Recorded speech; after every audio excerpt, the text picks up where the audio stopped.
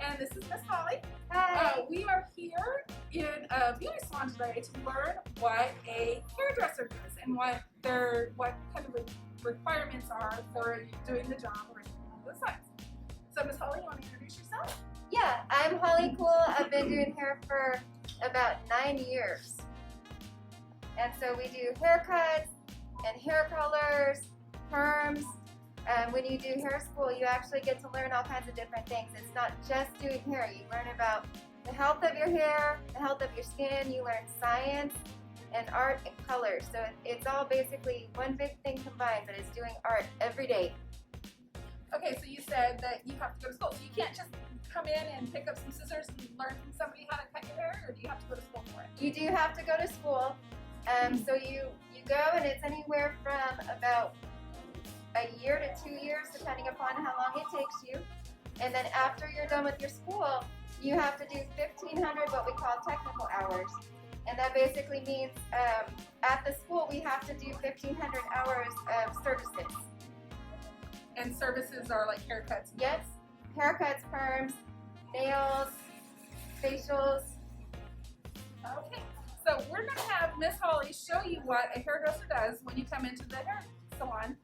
Most of you guys have gone and got your hair cut before, and as you know, people have different kinds of hair. So Miss Holly, it's one of the things she learned also is how to cut different styles of hair and different super thin hair or super thick hair like Miss Becca's, or different nationalities because everybody has different types of hair. So we're going to show you how she cuts hair. So the first thing that we do when Miss Gretchen comes in is we're going to talk to her about what she wants to do to her hair. Now her hair is usually very short, but she's been growing it out. So she said today that she wants a trim.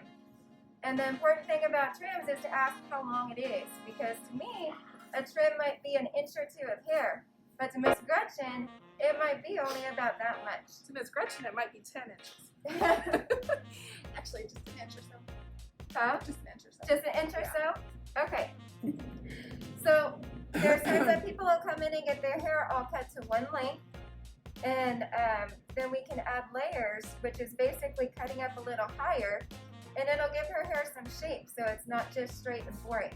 Now we can also do face framing layers, so that we can pull her hair forward and kind of shape around it. So that's the fun thing about haircuts is you have to look at the shape of her head, you have to look at the way her hair is. And Miss Gretchen's hair is a little bit wavy, so we have to take that into account when we're cutting it. So the first thing that we're going to do before we cut it is we're going to go shampoo and condition her hair. Now there are all kinds of different shampoos and conditioners for different hair types. So we're going to use just kind of a regular shampoo and conditioner on Miss Gretchen. They do have special shampoos for curly hair. They have special shampoos for if you have color in your hair. We even have shampoos we use that are helpful in the summer if you go swimming a lot, and it'll pull all the chlorine and all the bad stuff out of your hair to keep it healthy for you. So it's very important to make sure that you keep your hair clean and combed and keep it conditioned so it stays nice and soft and easy to brush through. How's that temperature? And so you have to learn about all the different kinds of shampoo and conditioners and what they do for the hair while you're in school, or do you just learn that from working? We learn about it in school. They teach us about whatever specific lines that they use. And then when we get out of school and go to different salons, all different kinds of salons have different products. So here we have a few different lines that we didn't have when we went to hair school. So that meant that I had to take some time to go online and learn about some of these different products.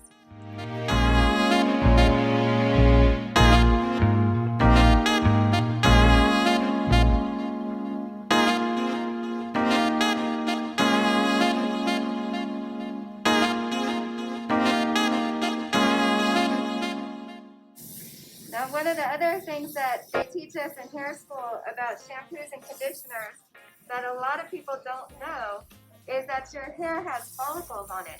So it's kind of like like shingles on a roof. So when you use warm water on your hair, the shingles actually open up and let all the shampoo and conditioner go in to clean it and make it soft.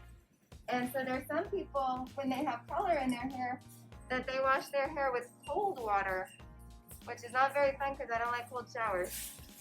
But you wash your hair with cold water and it keeps those follicles closed so that all that color doesn't come out. And that's where learning about biology, how your hair works, everybody's is completely different.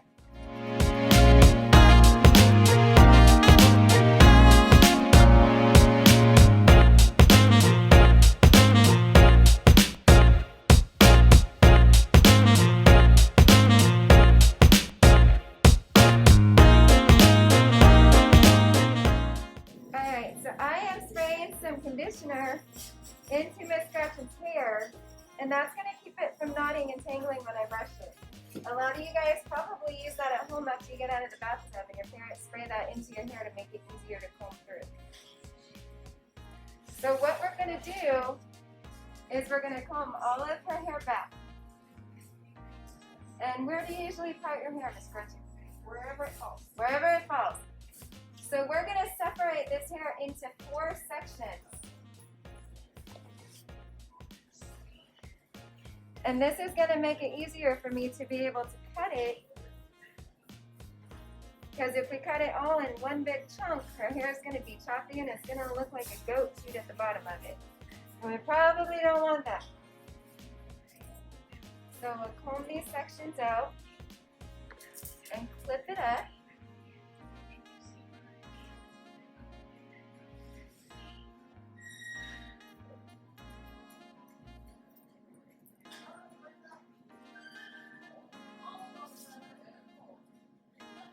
And we have a cool tool on some of our phones because sometimes when people say they want an inch cut off their hair, it can look a little different to different people.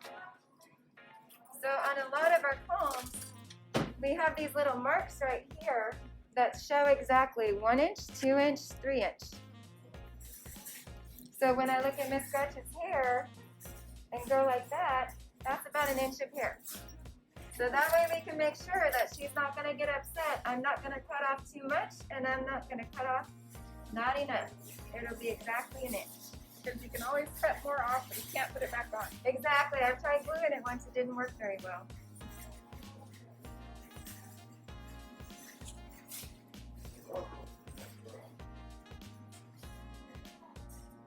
So I'm starting down here at the back, and this is what we call a perimeter. And this is what we're going to base our haircuts off of.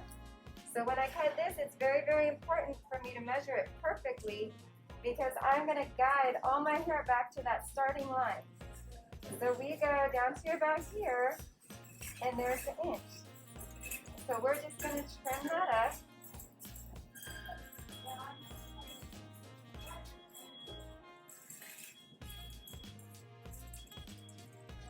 So now, instead of having to measure every single time that I cut her hair,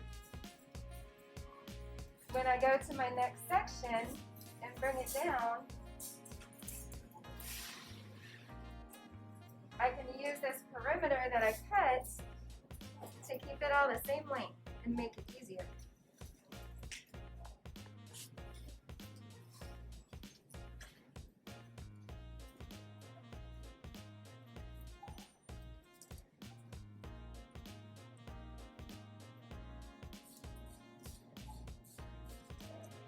So do you have people come in and ask you just to cut whatever you think would look best on their hair?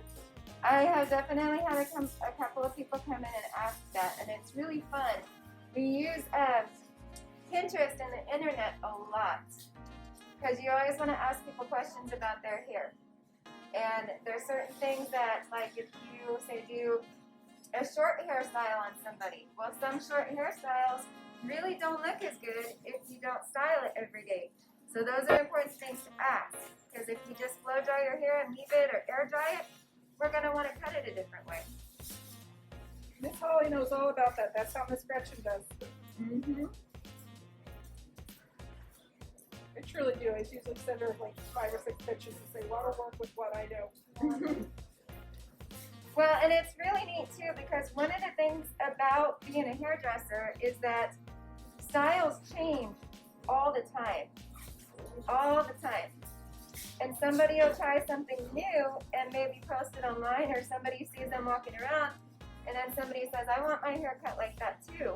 So we're constantly learning about all of these new things.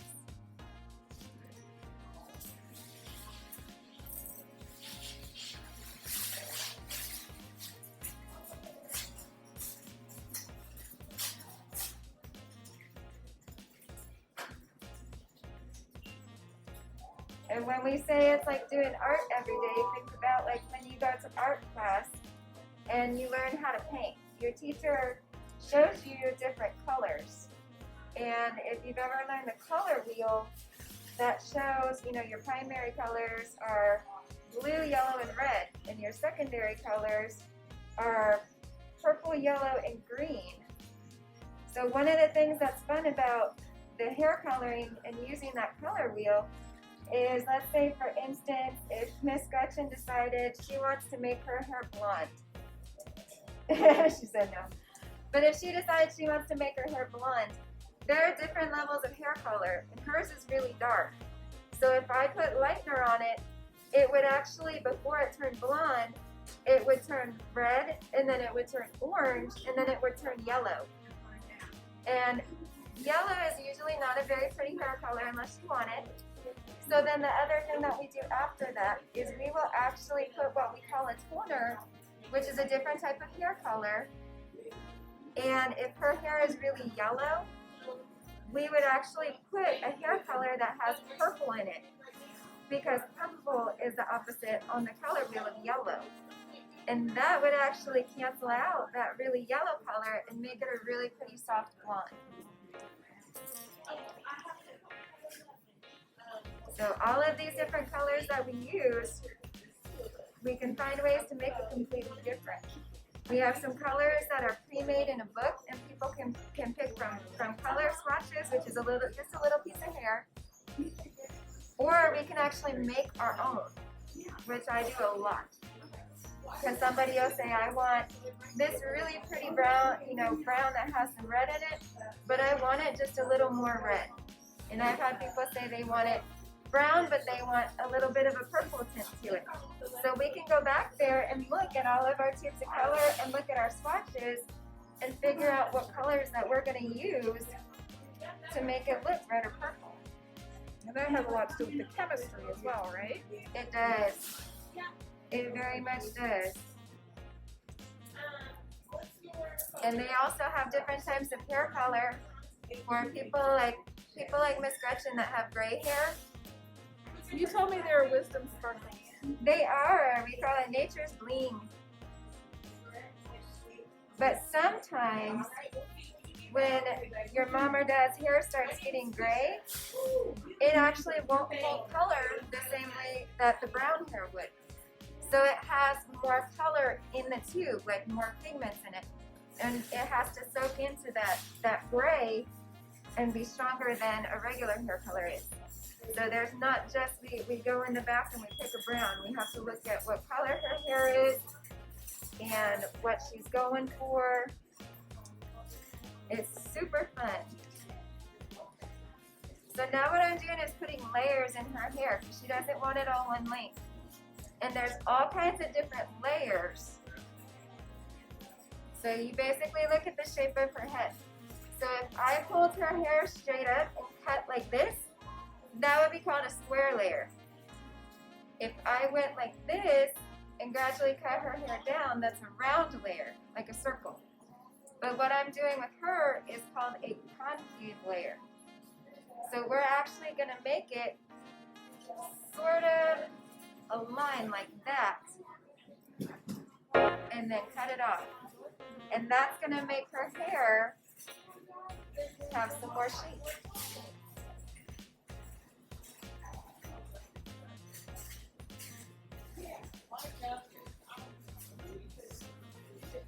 And when you go to the hairdresser and the hairdresser tells you to hold your head still, very important. Why is that important, Miss Holly? Because your hair will be all different lengths. Because as you can see, if I'm sitting here going like this and cutting Miss Gretchen's hair, she's straight, so her hair is straight. And if she turns her head like this, and I pull it up, and cut it straight, it's going to be way shorter than it needs to be, and it's not going to look very nice.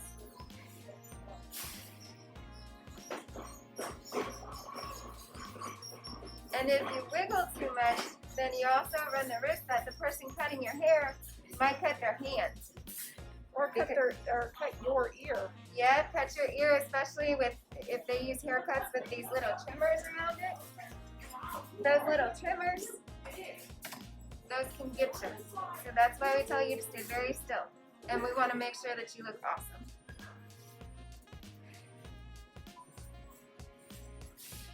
Now another thing with hair that's really neat too is if you have, we saw Gretchen has a little bit of waves in her hair, but if you guys have seen people that have really, really curly hair, when their hair is dry, and say their hair is dry and their curls end about here, when their hair is wet, it actually might go down to their shoulders because those curls are brushed out. So one thing that's really neat with cutting curly hair, and it's hard to learn, there's some people that won't even cut curly hair because they don't feel comfortable. But cutting, if somebody says, I want an inch off of my curls, we actually have to cut about half of that. So we will cut half of an inch, and their hair will pull up to make an inch haircut. So it gets pretty tricky sometimes.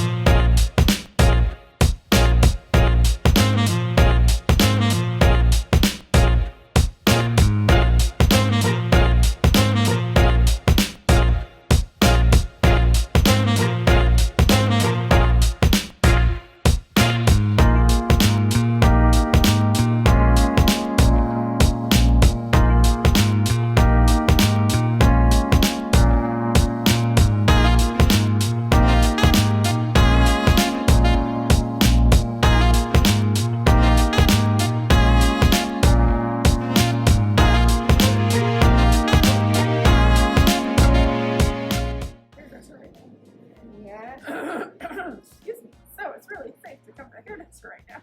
Yeah. And we also get inspected every year. We get surprise inspections. And so she shows up and looks in all our drawers, all of our stuff, and makes sure that we're cleaning and we're doing what we're supposed to do. So we stay pretty safe. We don't reuse the same combs on people. We have to clean our scissors in between.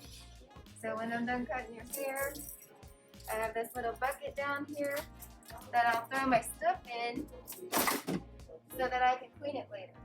Oh, look out, so it's not trash. Yeah, because then people don't throw their trash in.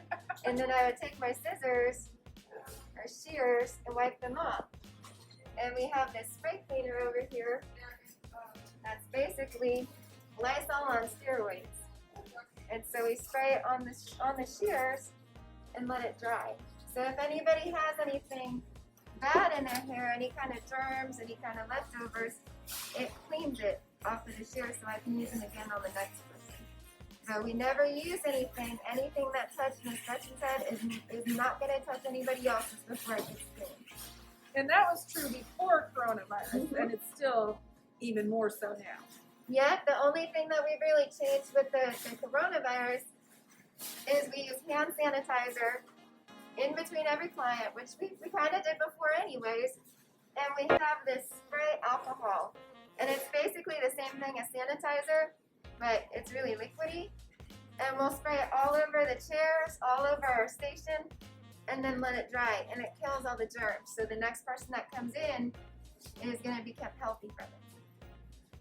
So are we blow drying your hair, or are you leaving it wet? Just leave it wet. Okay.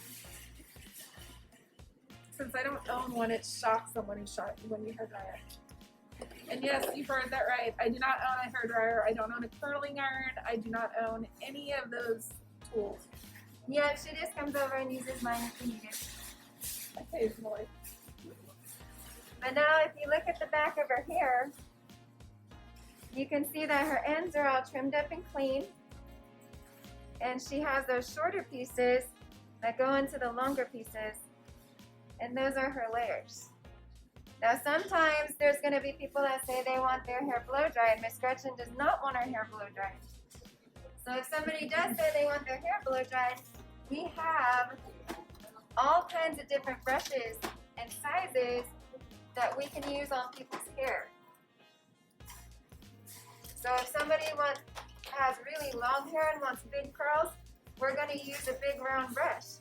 If somebody has really short hair, or maybe they just want some short curls, then we'll use a smaller brush.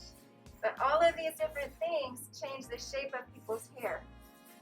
And what's really cool about it too, and in that science portion of it, when your hair is hot, that's what shapes your hair.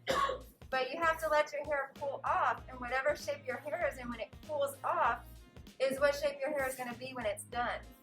So if I take her hair and go like this and curl it under and blow dry it, and then I take it out and drop it, her hair is going to be flat. So when your hair actually cools down and loses that heat, the bonds will stay in, so that when it cools down and I take it down and drop it, she's going to have a curl. That's why a lot of people, when they curl their hair at home, it doesn't work very well, because they don't let their hair cool off before they drop it. And then it loses its shape. So what do you think of your hair? Do you need your glasses?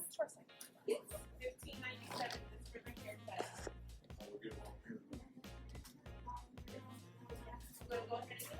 That looks much better. And then I can turn around. Did y'all notice that I now have 2 streaks, not just one? It's really fat. And I will give you a mirror so that you can use that reflection in my big mirror to see how the back of your hair looks. Yep, looks good. Much better. Miss Gretchen hasn't trimmed her hair since before coronavirus.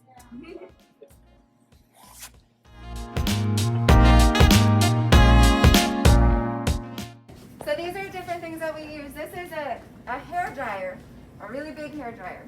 So if we need to do conditioners, if somebody's getting their hair curled with rollers, we can actually put this over their head and turn it on, and it heats up, so we don't have to stand there at the blow dryer. We have all kinds of different size curlers in here, and we have all different sizes of perm rods. So if we're perming somebody's hair and they use a big one like this, it's going to give them big fluffy curls. But if they use a really teeny tiny one like that, they're going to have really thin tiny curls. And back here, if you guys want to come in, these are all different hair colors. All completely different. So this section here is all of what we call permanent, so it stays in your hair and it doesn't wash out when you shampoo it. And so we have, like, see, we have some copper, we have red, brown, there's all different types. And then over here, we have the really pretty bright colors, like if you want to get your hair rainbow or get some hot pink put in it, that's what all of these are. So you have lots of different options to choose from. And then over here, we keep everything else.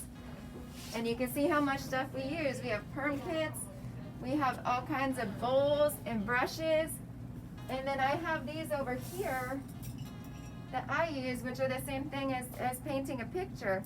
But sometimes I'll use these to paint designs into people's hair if they want some different effects in it. So it's not just using a big one and slapping it down. We can actually put, you know, red, orange, yellow, and use this little brush to make it all blend together.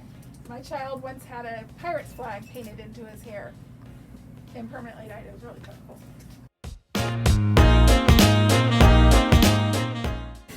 All right, and so pretty cool what we've seen Holly do.